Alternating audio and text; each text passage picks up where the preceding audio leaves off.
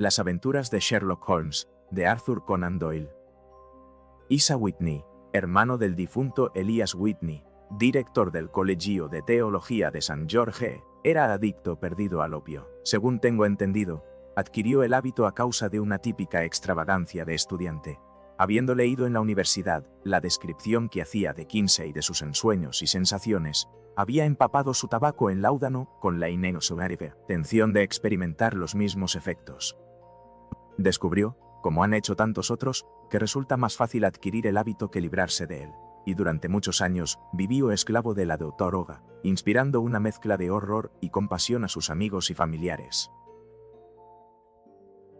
Todavía me parece que lo estoy viendo, con la cara amarillenta y fofa, los párpados caídos y las pupilas reducidas a un puntito, encogido en una butaca, y convertido en la ruina y los despojos de un buen hombre. Una noche de junio de 1889 sonó el timbre de mi puerta, aproximadamente a la hora en que uno da el primer bostezo y echa una mirada al reloj. Me incorporé en mi asiento, y mi esposa dejó su labor sobre el regazo y puso una ligera expresión de desencanto. «Un paciente», dijo, «vas a tener que salir». Solté un gemido, porque acababa de regresar a casa después de un día muy fatigoso. Oímos la puerta que se abría, unas pocas frases presurosas, y después unos pasos rápidos sobre el linóleo. Se abrió de par en par la puerta de nuestro cuarto, y una dama vestida de oscuro y con un velo negro entró en la habitación. «Perdonen ustedes que venga tan tarde», empezó a decir. Y en ese mismo momento, perdiendo de repente el dominio de sí misma, se abalanzó corriendo sobre mi esposa. Le echó los brazos al cuello y rompió a llorar sobre su hombro. «Ay, tengo un problema tan grande», sollozó. «Necesito, o tanto, que alguien me ayude. Pero si es Kate Whitney», dijo mi esposa, alzándole el velo. «Qué susto me has dado, Kate. Cuando entraste no tenía ni idea de quién eras. No sabía qué hacer, así que me vine derecho a verte. Siempre pasaba lo mismo». La gente que tenía dificultades acudía a mi mujer como los pájaros a la luz de un faro. «Has sido muy amable viniendo. Ahora, tómate un poco de finto con agua, siéntate cómodamente y cuéntanoslo todo. ¿Cero prefieres que mande a James a la cama? Oh, no. Necesito también el consejo y la ayuda de él, doctor. Se trata de Isa. ¿No ha venido a casa en 2 días? Estoy tan preocupada por él. No era la primera vez que nos hablaba del problema de su marido, a mí como doctor, a mi esposa como vieja amiga y compañera del colegio. La consolamos y reconfortamos lo mejor que pudimos. ¿Sabía dónde podía estar su marido? Era posible que pudiéramos hacerle volver con ella. Por lo visto, sí que era posible. Sabía de muy buena fuente que últimamente, cuando le daba el ataque, solía acudir a un fumadero de opio situado en el extremo oriental de la City. Hasta entonces, sus orgías no habían pasado de un día, y siempre había vuelto a casa, quebrantado y tembloroso, al caer la noche. Pero esta vez, el maleficio llevaba durándole 48 horas, y sin duda allí seguía tumbado, entre la escoria de los muelles, aspirando el veneno o durmiendo bajo sus efectos. Su mujer estaba segura de que le podía encontrar en el lingote de Oroyu, en Upper Swandam Lane. Pero, ¿qué podía hacer ella? ¿Cómo iba ella, una mujer joven y tímida, a meterse en semejante sitio y sacar a su marido de entre los rufianes que le rodeaban? Así estaban las cosas, y desde luego no había más que un modo de resolverlas. ¿No podía yo acompañarla hasta allí? Sin embargo, pensándolo bien, ¿para qué había de venir ella? Yo era el consejero médico de Isa Whitney, y como tal, tenía cierta influencia sobre él. Podía apañármelas mejor si iba solo. Le di mi palabra de que antes de 2 horas, se lo enviaría a casa en un coche, si de verdad se encontraba en la dirección que me había dado. Y así, al cabo de 10 minutos, había abandonado mi butaca y mi acogedor cuarto de estar, y viajaba a toda velocidad en un coche de alquiler rumbo al este, con lo que entonces me parecía una extraña misión, aunque solo el futuro me iba a demostrar lo extraña que era en realidad. Sin embargo, no encontré grandes dificultades en la primera etapa de mi aventura. Vieron mostridos con reponto. Upper Swandam Lane es una callejuela miserable, oculta detrás de los altos muelles que se extienden en la orilla norte del río, al este del puente de Londres. Entre una tienda de ropa usada y un establecimiento de Ginebra, encontré el antro que iba buscando, al que se llegaba por una empinada escalera a que descendía hasta un agujero negro, como la boca de una caverna. Ordené al cochero que aguardara y bajé los escalones, desgastados en el centro por el paso incesante de pies de borrachos.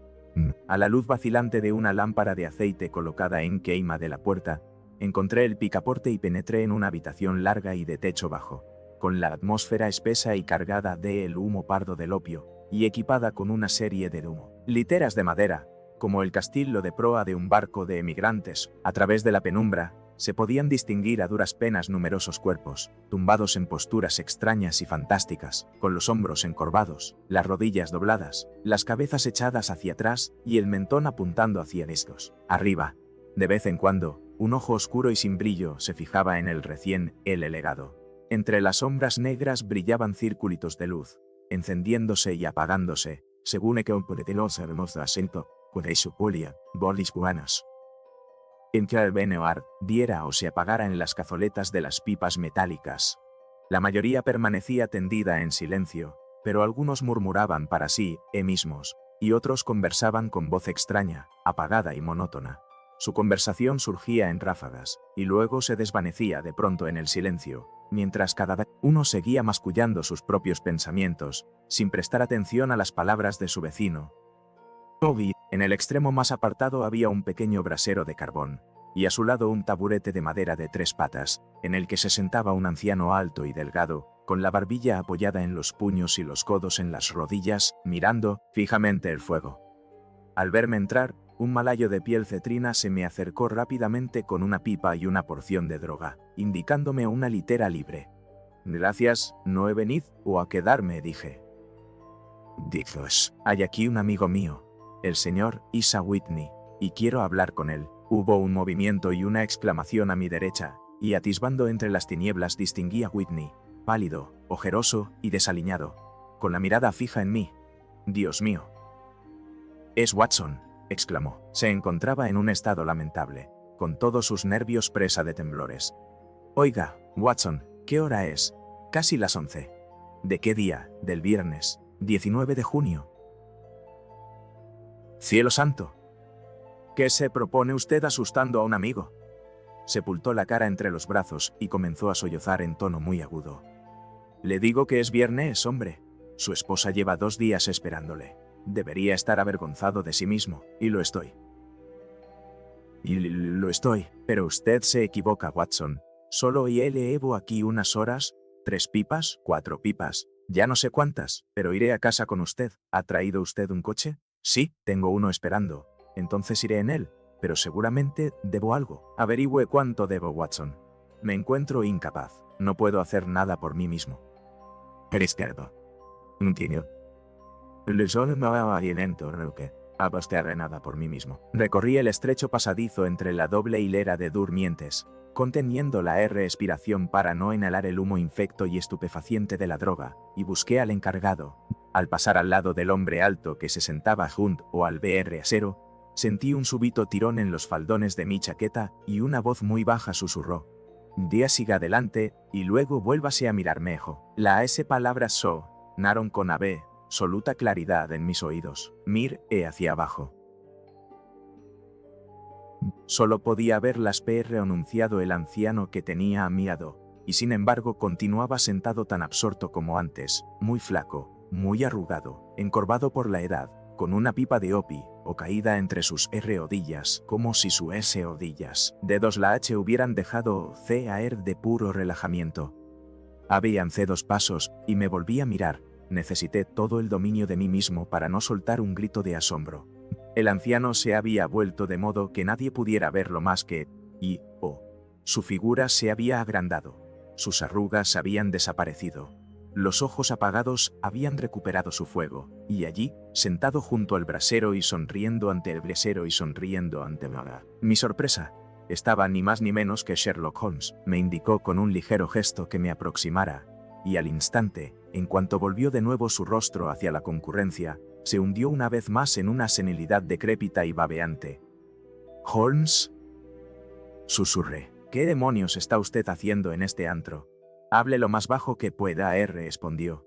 Tengo un oído excelente. Si tuviera usted la inmensa amabilidad de librarse de ese degenerado amigo suyo, me alegraría muchísimo tener una pequeña conversación con usted.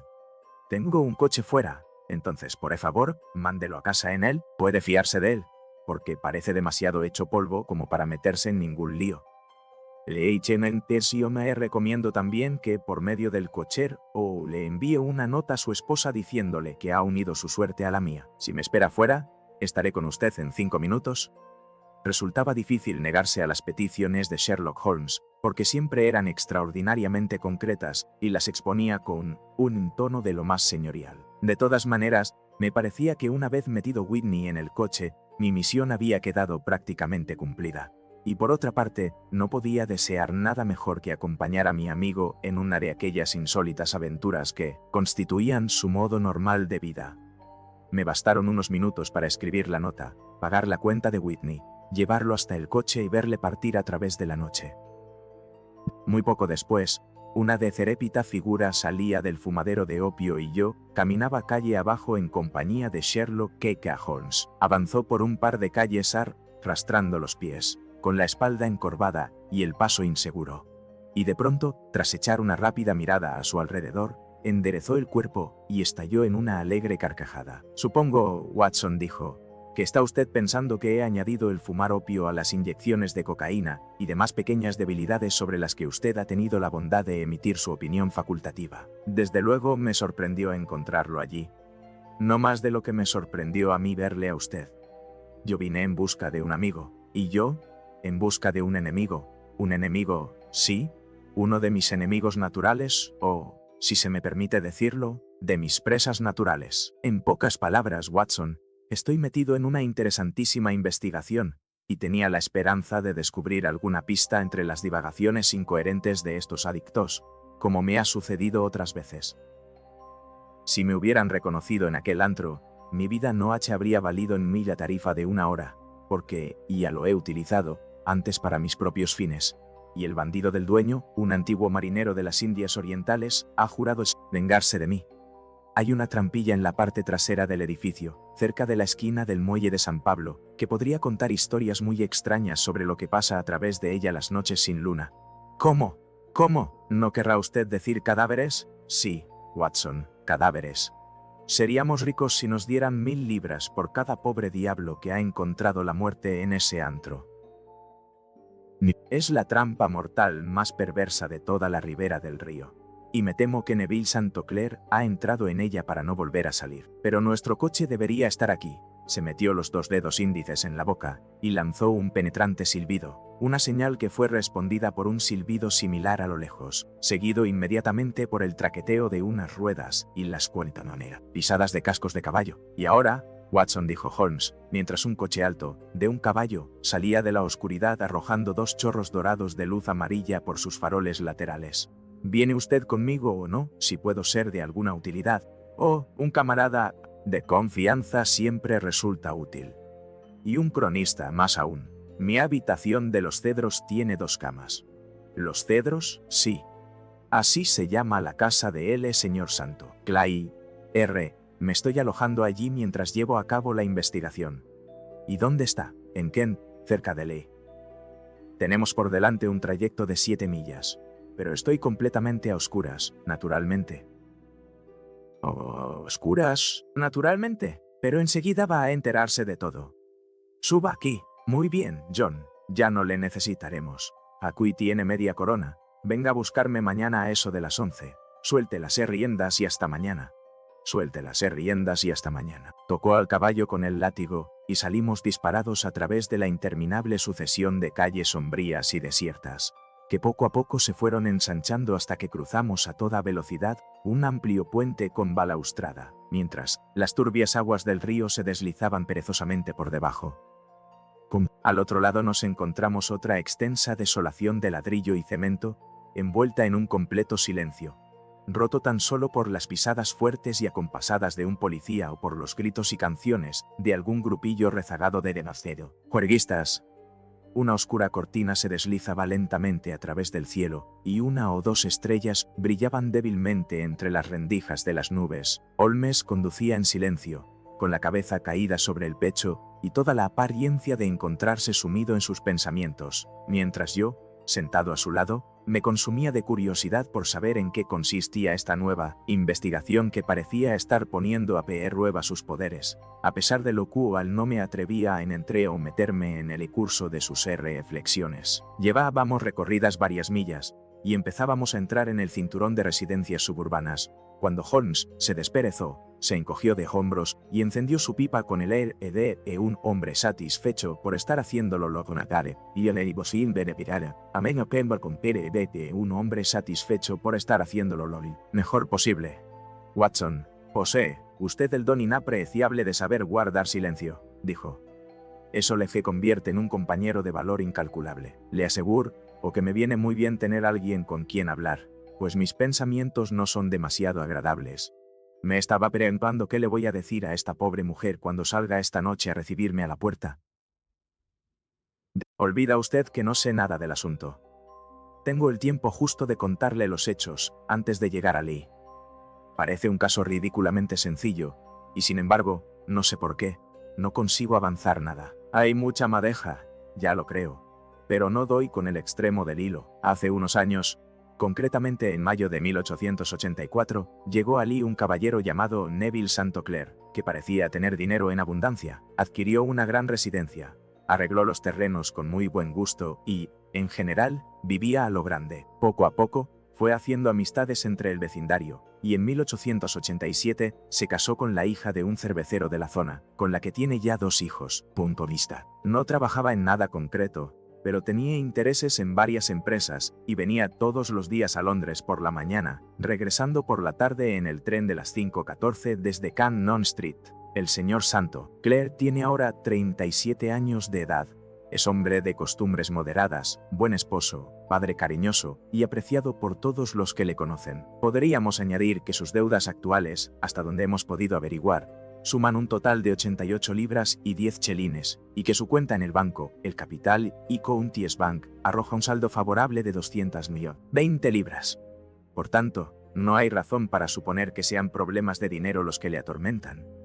Yo el lunes pasado, el señor Neville St. Clair vino a Londres bastante más temprano que de costumbre, comentando antes de salir que tenía que realizar 2 importantes gestiones, y que al volver le traería al niño pequeño un juego de construcciones. Ahora bien, por pura casualidad, su esposa recibió un telegrama ese mismo lunes, muy poco después de marcharse él, comunicándole que había llegado un paquetito muy valioso que ella estaba esperando, y que podía recogerlo en las oficinas de la compañía naviera Aberdeen.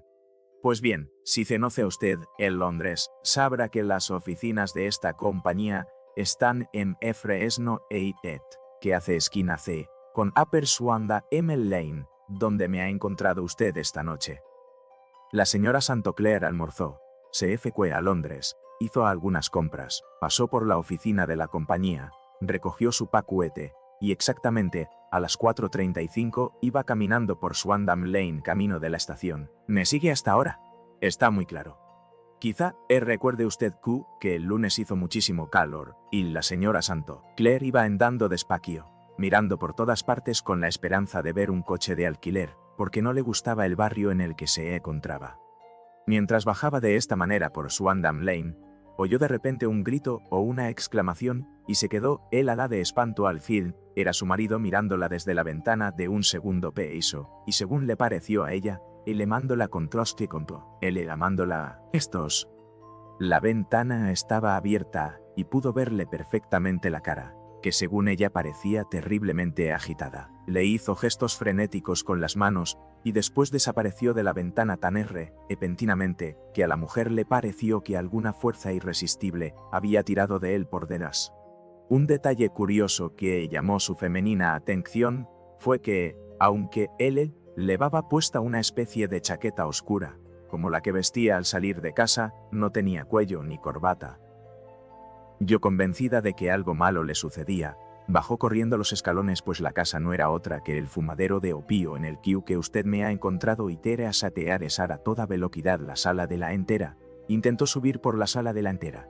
Intentó subir por las escaleras que llevan al primer piso.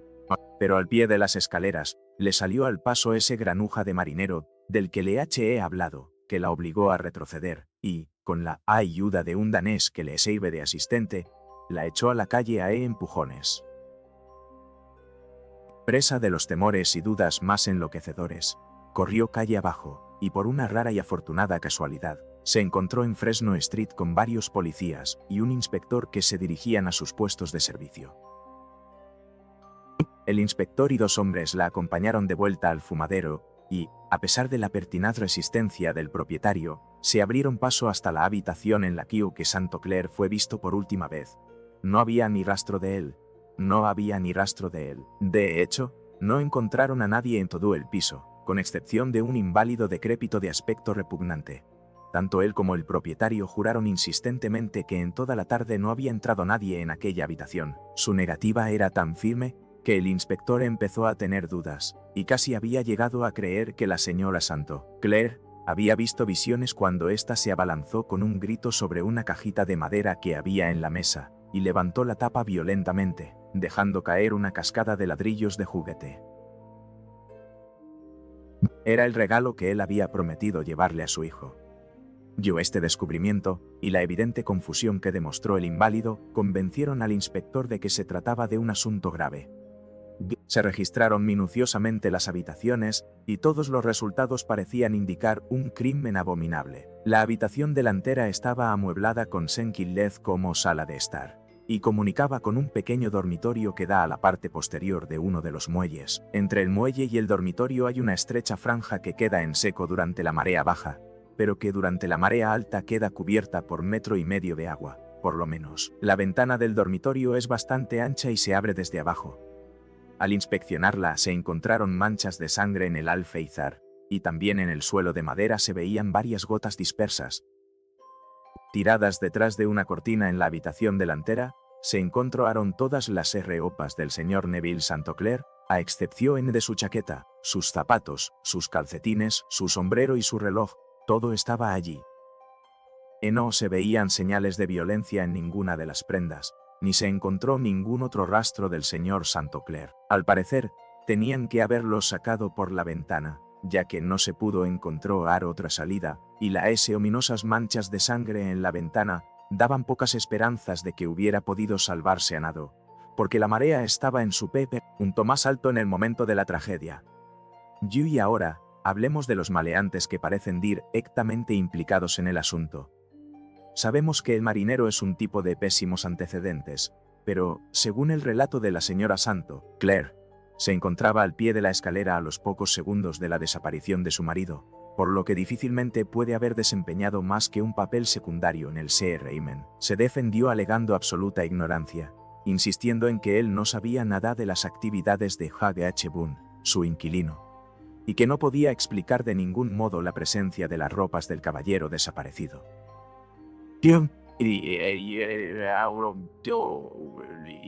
Esto es lo que hay respecto al marinero. Pasemos ahora al siniestre o inválido que vive en la segunda planta del fumadero de opio y que sin duda fue el Lieutenant Nuantelades Ontiral Oresqueria. Bullo Manocia. De la segunda planta del fumadero de opio y que sin duda fue el último ser humano que puso sus ojos en el señor Santo Clair. Se llama Hugh Boone, y todo el que va mucho por la City conoce su repugnante cara. Es mendigo profesional, aunque para burlar los reglamentos policiales finge vender cerillas. Puede que se haya fijado usted en que, bajando un poco por Threadneedle Street, en la acera izquierda, hay un pequeño recodo en la pared. Allí es donde se instala cada día ese engendro, con las piernas cruzadas y su pequeño surtido de cerillas en el regazo. Ofrecí un espectáculo tan lamentable que provoca una pequeña lluvia de caridad sobre la grasienta gorra de cuer, o que coloca en la acera delante de él. Más de una vez, lo he estado observando, sin tener ni idea de que llegaría a relacionarme profesionalmente o en él, y me ha sorprendido lo mucho que recoge en poco tiempo. Tenga en cuenta que su aspecto es tan llamativo, que nadie puede pasar a su lado, sin fijarse en él. Una mata de cabello anaranjado, un rostro pálido y desfigurado por una horrible cicatriz que, al contraerse, ha retorcido el borde de su labio superior, una barbilla de bulldog y un par de ojos oscuros y muy penetrantes, que contrastan extraordinariamente con el color de ese pelo. Todo ello le hace destacar de entre la masa vulgar de pedigüeños. También destaca por su ingenio, pues siempre tiene a mano una respuesta para cualquier puzzle la que puedan dirigirle los transeúntes. Este es el hombre que, según acabamos de saber, vive en lo alto del fumadero de opio y fue la última persona que vio al caballero que andamos buscando. Pero es un inválido, dije. ¿Qué podría haber hecho él solo contra un hombre en la flor de la vida? Es inválido en el sentido de que cojea el andar, pero en otros aspectos parece tratarse de un hombre fuerte y bien alimentado. Sin duda, Watson, su experiencia médica le habrá enseñado que la debilidad en un miembro se compensa a menudo con una fortaleza excepcional en los demás. Por favor, continúe con su relato. La señora Santo, Claire, se había desmayado al ver la sangre en la ventana, y la policía la llevó en coche a su casa, ya que su presencia no podía ayudarles en las investigaciones.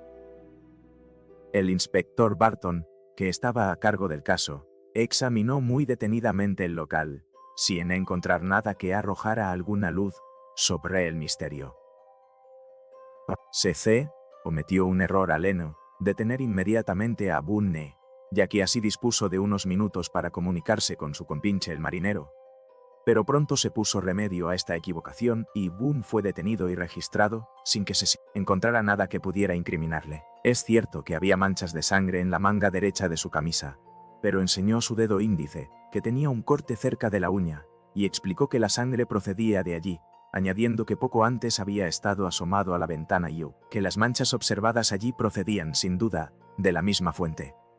Negó hasta la saciedad haber visto en su vida al señor Neville Santo Clair, y juró que la presencia de las ropas en su habitación resultaba tan misteriosa para él como para la policía. En cuanto a la declaración de la señora Santo Clair, que afirmaba haber visto a su marido en la ventana, alegó que estaría loca o lo habría soñado. Se lo llevaron a una comisaría entre ruidosas protestas, mientras el inspector se quedaba en la casa, con la esperanza de que el bajamar aportara alguna nueva pista.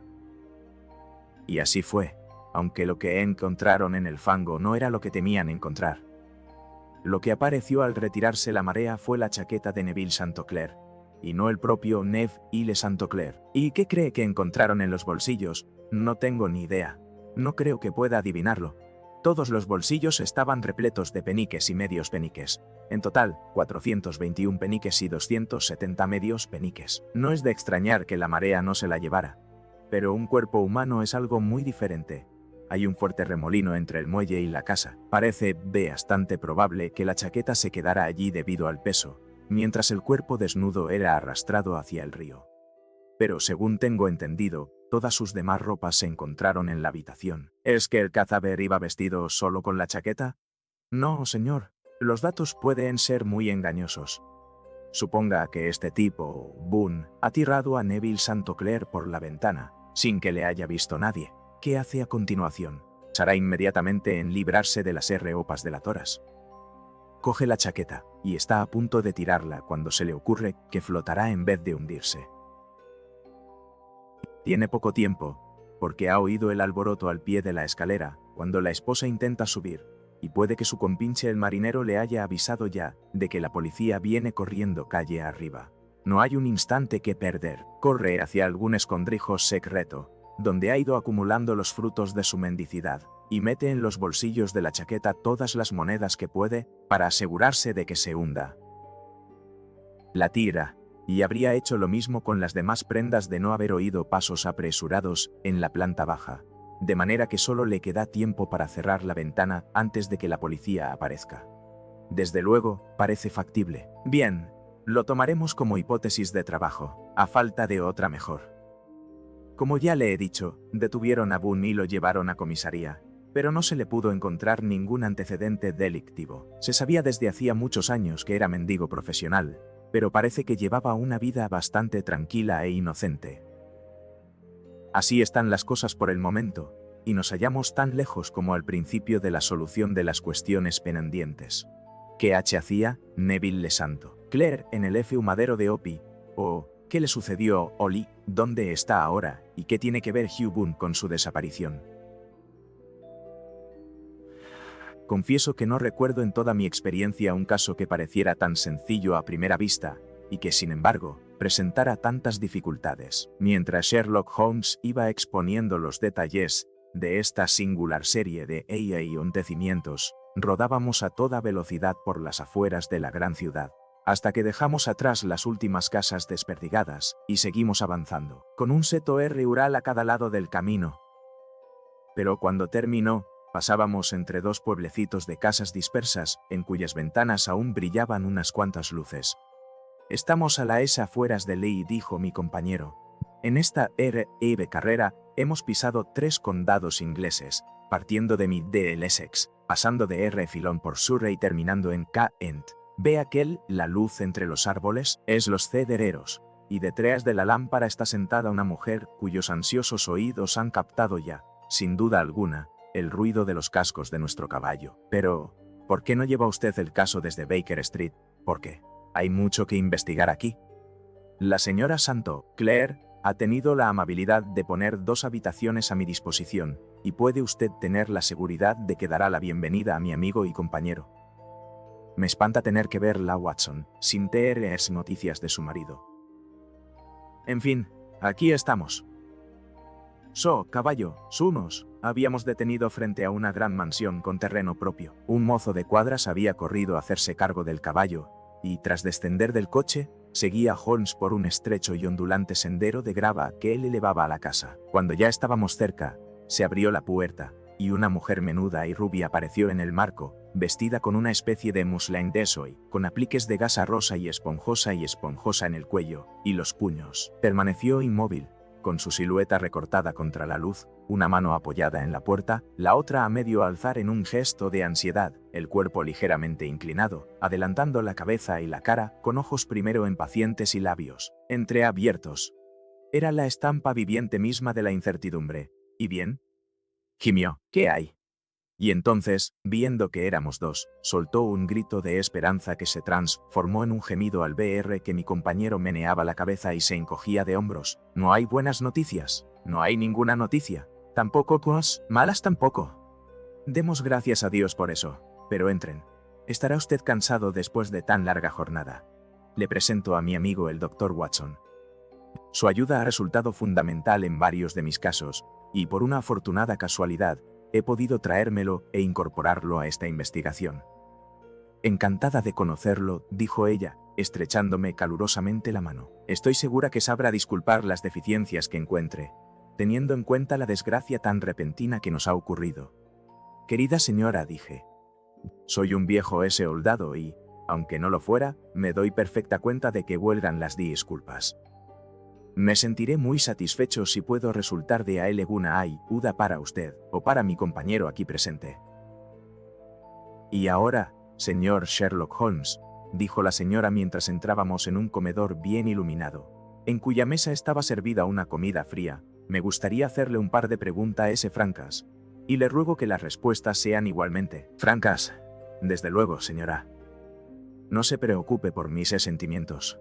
No soy histérica ni propensa a los desmayos. Simplemente, quiero conocer su auténtica opinión. ¿Sobre qué punto?, repitió Elea, de pie sobre la alfombra y mirándolo fijamente desde lo alto, mientras Holmes se retrepaba en un sillón de mimbre. Pues francamente, señora, no. ¿Cree usted que ha muerto? Sí, asesinado. No puedo asegurarlo. Es posible. ¿Y qué día murió? El lunes. Entonces, señor Holmes, ¿tendría usted la bondad de explicar cómo es posible que haya recibido hoy esta carta suya? Sherlock Holmes se levantó de un salto, como si hubiera recibido una descarga eléctrica. ¿Qué? Rugió. Sí, hoy mismo, dijo ella, sonriendo y sosteniendo en alto una hojita de papel. ¿Puedo verla, desde luego? Se la arrebató impulsivamente y, extendiendo la carta sobre la mesa, acercó una lámpara y la examinó con detenimiento. Yo me había levantado de mi silla y miraba por encima de su hombro. El sobre era muy ordinario, y traía matasellos de Gravesend y fecha de aquel mismo día, o más bien del día anterior, pues ya era mucho más de medianoche. «Qué mal escrito», murmuró Holmes. «No creo que esta sea la letra de su marido, señora». «No, pero la de la carta sí que lo es. Observo, además, que la persona que escribió el sobre tuvo que ir a preguntar la dirección». «¿Cómo puede saber eso? El nombre, como ve, está en tinta perfectamente negra, que se ha secado sola. El resto es de un color grisáceo, que demuestra que se ha utilizado papel secante». Si lo hubieran escrito todo seguido y lo hubieran secado con secante, no habría ninguna letra tan negra. Ninguna letra tan negra. Esta persona ha escrito el nombre. Y luego ha hecho una pausa antes de escribir la dirección, lo cual solo puede significar que no le resultaba familiar. Por supuesto, se trata tan solo de un detalle trivial, pero no hay nada tan importante como los detalles triviales. Veamos ahora la carta. Ajá, aquí dentro había algo más. Sí, había un anillo. El anillo con su sello. ¿Y está usted segura de que esta es la letra de su marido, una de sus letras, su letra de cuando escribe con perezas? Es muy diferente de su letra habitual, a pesar de lo cual la conozco bien. Querida, no te asustes. Todo saldrá bien. Se ha cometido un terrible error, que quizá tarde algún tiempo en rectificar. Ten paciencia, Neville. Yo escrito a lápiz en la guarda de un libro, formato octavo, sin marca de agua. Echado al correo hoy en Gravesend, por un hombre con el pulgar sucio. Ajá. Y la solapa la ha pegado. Si no me equivoco, una persona que ha estado mascando tabaco. Y usted no tiene ninguna duda de que se trata de la letra de su esposo, señora. Ninguna. Esto lo escribió Neville, y lo han echado al correo hoy en Gravesend. Bien, señora Santo. Claire, las nubes se despejan, aunque no me atrevería a decir que ha pasado el peligro. Pero tiene que estar vivo, señor Holmes, a menos que se trate de una hábil falsificación para ponernos sobre una pista falsa. Al fin y al cabo, el anillo no demuestra nada. Se lo pueden haber quitado. No, es su letra. Lo es, muy bien. Sin embargo, puede haberse escrito el lunes y no haberse echado al correo hasta hoy. Eso es posible. De ser así, han podido ocurrir muchas cosas entre tanto. Ay, no me desanime usted, señor Holmes. Estoy segura de que se encuentra bien. Existe entre nosotros una comunicación tan intensa que si le hubiera pasado algo malo, yo lo sabría. El mismo día en que le vi por última vez, se cortó en el dormitorio, y yo, que estaba en el comedor, subí corriendo al instante, con la plena seguridad de que algo había ocurrido. ¿Cree usted que puedo responder a semejante trivialidad y sin embargo, no darme cuenta de que ha muerto? He visto demasiado como para no saber que la intuición de una mujer puede resultar más útil que las conclusiones de un razonador analítico. Y, desde luego, en esta carta tiene usted una prueba bien palpable que corrobora su punto de vista. Pero si su marido está vivo y puede escribirle cartas, ¿por qué no se pone en contacto con usted? No tengo ni idea. Es incomprensible. No comentó nada el lunes antes de marcharse. No. ¿Y a usted le sorprendió verlo en Swandam Lane? Mucho. Estaba abierta la ventana, sí. Entonces, él podía haberla llamado. Podía, sí. Pero, según tengo entendido, solo lanzó un grito inarticulado. En efecto, que a usted le pareció una llamada de auxilio. Sí, porque agitaba las manos. Pero podrá haberse tratado de un grito de sorpresa. Él asombró. Al verla de pronto a usted, podría haberle hecho levantar las manos. Es posible. Y a usted le pareció que tiraban de él desde atrás. Como desapareció tan bruscamente, pudo haber saltado hacia atrás. Usted no vio a nadie más en la habitación. No, pero aquel hombre confesó que había estado allí, y el marinero se encontraba al pie de la escalera. En efecto, su esposo, por lo que usted pudo ver, llevaba puestas sus ropas habituales, pero sin cuello. Vi perfectamente su cuello desnudo. ¿Había mencionado alguna vez Swandam Lane? Nunca. ¿Alguna vez dio señales de haber tomado opio? Nunca. Gracias, señora Santo Claire. Estos son los principales detalles que Q quería tener absolutamente claros. Ahora comeremos un poco y después nos retiraremos, pues mañana es posible que tengamos una jornada muy atareada. Teníamos a nuestra disposición una habitación amplia y confortable, con 2 camas, y no tardé en meterme entre las sábanas, pues me encontraba fatigado por la noche de aventuras. Sin embargo, Sherlock Holmes era un hombre que cuando tenía en la cabeza un problema sin resolver, podía pasar días y hasta una semana sin dormir, dándole vueltas, reordenando los datos, considerándolos desde todos los puntos de vista, hasta que lograba resolverlo o se convencía de que los datos eran insuficientes. Pronto me resultó evidente que se estaba preparando para pasar la noche en vela. Se quitó la chaqueta y el chaleco, se puso una amplia bata azul y empezó a vagar por la habitación, recogiendo almohadas de la cama y cojines del sofá y las butacas. Con ellos construyó una especie de diván oriental, en el que se instaló con las piernas cruzadas, colocando delante de él una onza de tabaco fuerte y una caja de cerillas. Pude verlo allí sentado a la luz mortecina de la lámpara, con una vieja pipa de BRZ entre los labios, los ojos ausentes, fijos en un ángulo del techo, desprendiendo volutas de humo azulado, callado, inmóvil, con la luz cayendo sobre sus marcadas y aguileñas facciones. Así se encontraba cuando me fui a dormir, y así se continuaba cuando una súbita exclamación suya me despertó, y vi que la luz del sol ya entraba en el cuarto. La pipa seguía entre sus labios, el humo seguía elevándose en volutas, y una espesa niebla de tabaco llenaba la habitación, pero no quedaba nada del paquete de tabaco que yo había visto la noche anterior. ¿Está despierto, Watson?, preguntó. Sí, listo para una excursión matutina, desde luego. Entonces, vístase. Aún no se ha levantado nadie, pero sé dónde duerme el mozo de cuadras, y pronto tendremos preparado el coche. Al hablar, se reía para sus adentros, le centelleaban los ojos y parecía un hombre diferente del sombrío pensador de la noche anterior. Mientras me vestía, eché un vistazo al reloj. No era de extrañar que nadie se hubiera levantado aún. Eran las 4:25. Apenas había terminado cuando Holmes regresó para anunciar que el mozo estaba enganchando el caballo. Quiero poner a prueba una pequeña hipótesis mía, dijo, mientras se ponía las botas. Creo, Watson, que tiene usted delante a uno de los más completos idiotas de toda Europa. Merezco que me lleven a patadas desde aquí a Charing Cross. Pero me parece que ya tengo la clave del asunto. ¿Y dónde está?, pregunté, sonriendo. En el cuarto de baño, respondió. No estoy bromeando, continuó, al ver mi gesto de incredulidad. Acabo de estar allí, la he cogido y la tengo dentro de esta maleta Gladstone. Venga, compañero, y veremos si encaja o no en la cerradura. Bajamos lo más rápidamente posible y salimos al sol de la mañana. El coche y el caballo ya estaban en la carretera, con el mozo de cuadras a medio vestir aguardando delante. Subimos al vehículo y salimos disparados por la carretera de Londres. Rodaban por ella algunos carros que llevaban verduras a la capital, pero las hileras de casas de los lados estaban tan silenciosas e inertes como una ciudad de ensueño. En ciertos aspectos, ha sido un caso muy curioso, dijo Holmes, azuzando al caballo para ponerlo al galope.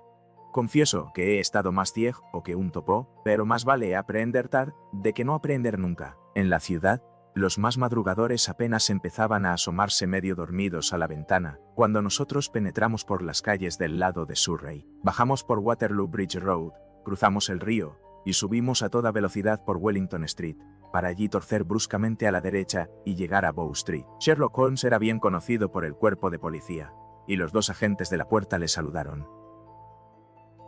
Uno de ellos sujetó las riendas del caballo, mientras el otro nos hacía entrar.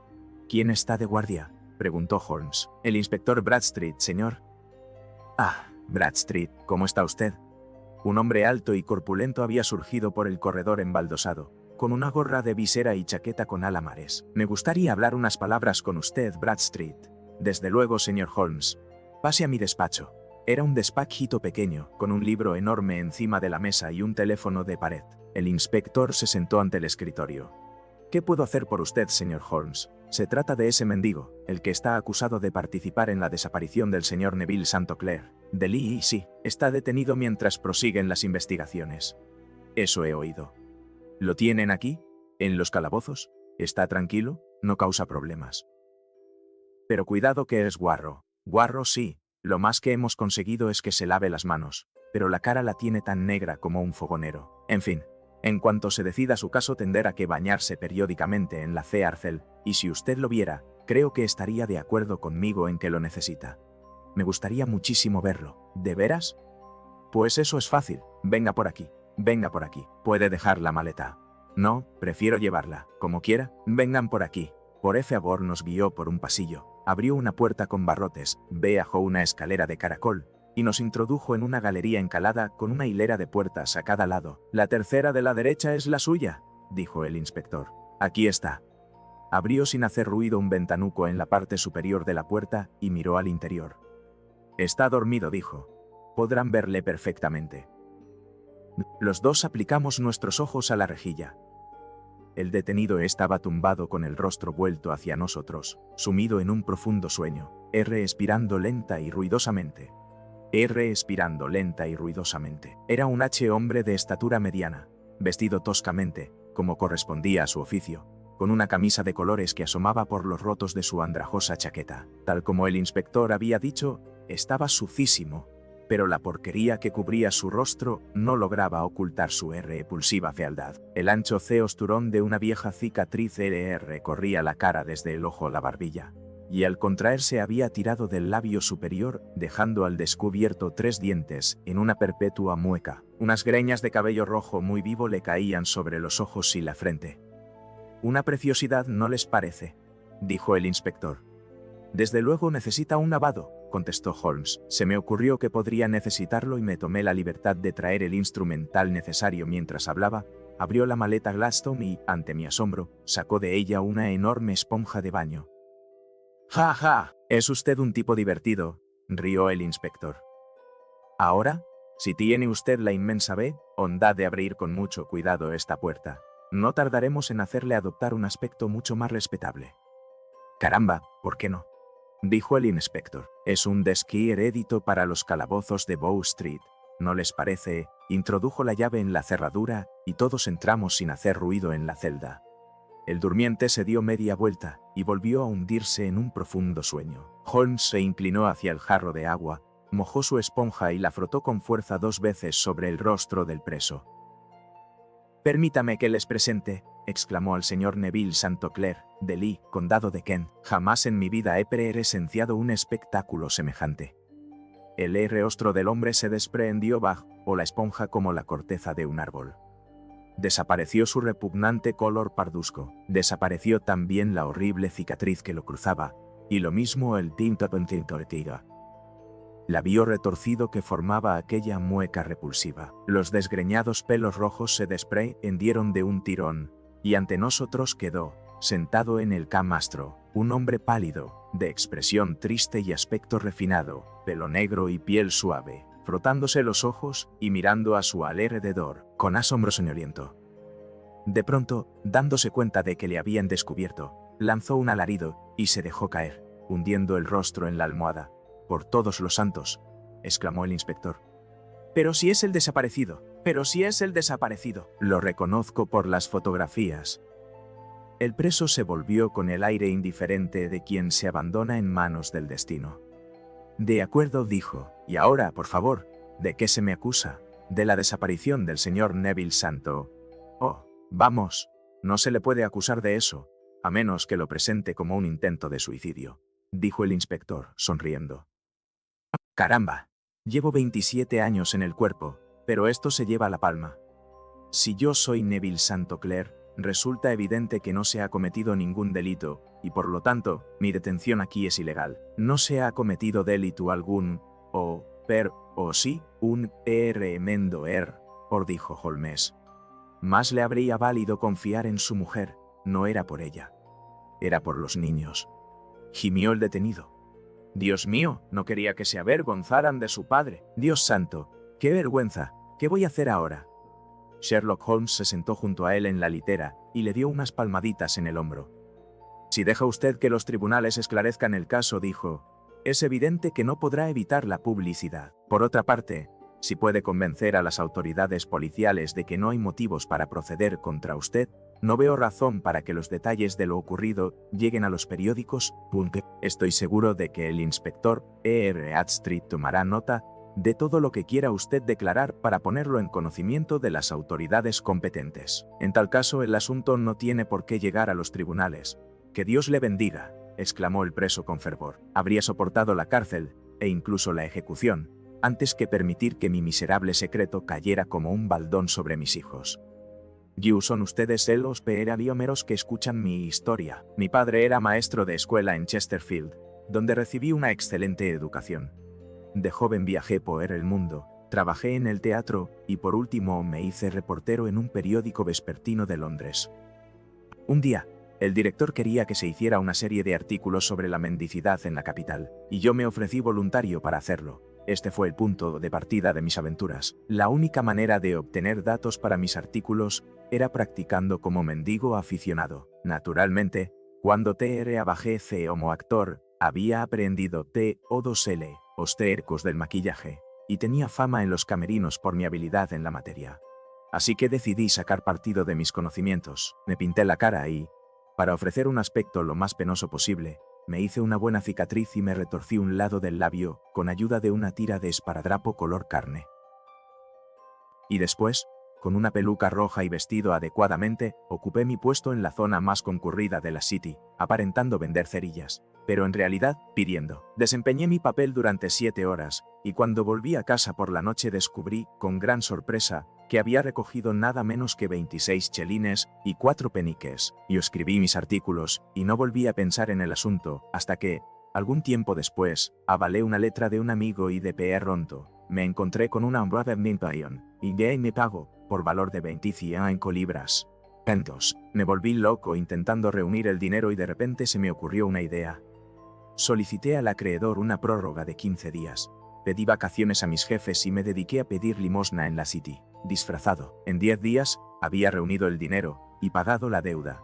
Pues bien, se imaginarán lo difícil que me resultó someterme de nuevo a un trabajo fatigoso por 2 libras a la semana, sabiendo que podía ganar esa cantidad en un día con ese olo pintarme la cara, dejar la gorra en el suelo y esperar la gorra en el suelo. Sentado, hubo una larga lucha entre mi orgullo y el dinero. Pero al final ganó el dinero, dejé el periodismo y me fui a sentar, un día tras otro, en el mismo rincón del principio, inspirando lástima con mi espantosa cara y llenándome los ponderas, bolsillos de monedas. Solo un hombre conocía mi secreto, el propietario de un tugurio de Swanda M. Lane, donde tenía alquilada una habitación. De allí salía cada mañana como un mendigo mugriento, y por la tarde me transformaba en un caballero elegante, vestido a la última. Este individuo, un antiguo marinero, recibía una magnífica paga por sus habitaciones, y yo sabía que mi secreto estaba seguro en sus manos.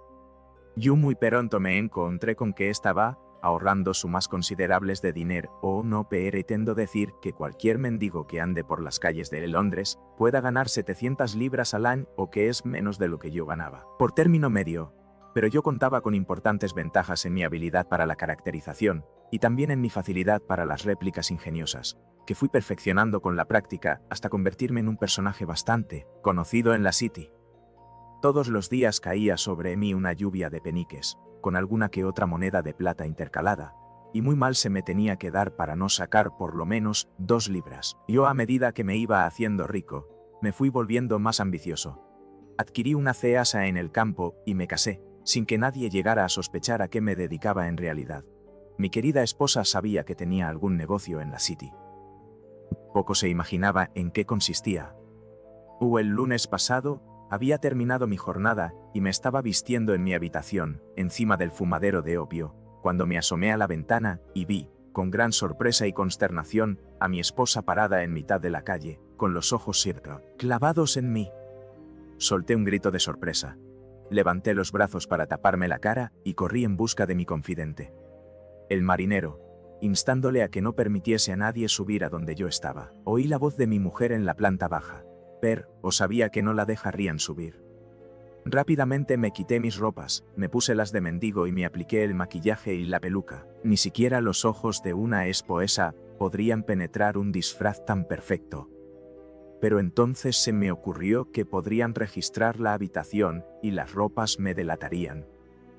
Abrí la ventana con tal violencia que se me volvió a abrir un corte que me había hecho por la mañana en mi casa. Cogí la chaqueta con todas las monedas que acababa de transferir de la bolsa de cuero, en la que guardaba mis ganancias. La tiré por la ventana y desapareció en las aguas del Támesis. Habría hecho lo mismo con las demás prendas, pero en aquel momento llegaron los policías corriendo por la escalera y que allí unos. Por allí segura, en pasante súbito, de a los pocos minutos descubrí. Debo confesar que con gran alivio por mi parte, que en lugar de identificarme como el señor Neville Santoclair, se me detenía por su asesinato. Yo creo que no queda nada por explicar. Estaba decidido a mantener mi disfraz todo el tiempo que me fuera posible, y de ahí mi insistencia en no lavarme la cara. Sabiendo que mi esposa estaría terriblemente preocupada, me quité el anillo y se lo pasé al marinero en un momento en que ningún policía me miraba. junto con una notita apresurada, diciéndole que no debía temer nada. La nota no llegó a sus manos hasta ayer, dijo Holmes. ¡A santo Dios! ¿Qué semana debe de haber pasado? La policía ha estado vigilando a ese marinero, dijo el inspector Bradstreet, y no me extraña que le haya resultado difícil echar la carta sin que le vieran. Probablemente, él la entregaría a algún marinero cliente de su casa, que no se acordó del encargo en varios días. Así debió de ser, no me cabe duda, dijo Holmes, asintiendo. Pero nunca le han detenido por pedir limosna muchas veces. Pero, ¿qué significaba para mí una multa? Sin embargo, esto tiene que terminar aquí, dijo Bradstreet. Si quiere que la policía eche tierra al asunto, Hugh Boone debe dejar de existir. Lo he jurado con el más solemne de los juramentos que puede hacer un hombre. En tal caso, creo que es probable que el asunto no siga adelante, pero si volvemos a toparnos con usted, todo saldrá a relucir. Verdaderamente, señor Holmes, estamos en deuda con usted por haber esclarecido el caso. Me gustaría saber cómo obtiene esos resultados. Lo obtuve, dijo mi amigo sentándome sobre 5 almohadas y consumiendo una onza de tabaco. Creo, Watson, que, si nos ponemos en marcha hacia Baker Street, llegaremos a tiempo para el desayuno.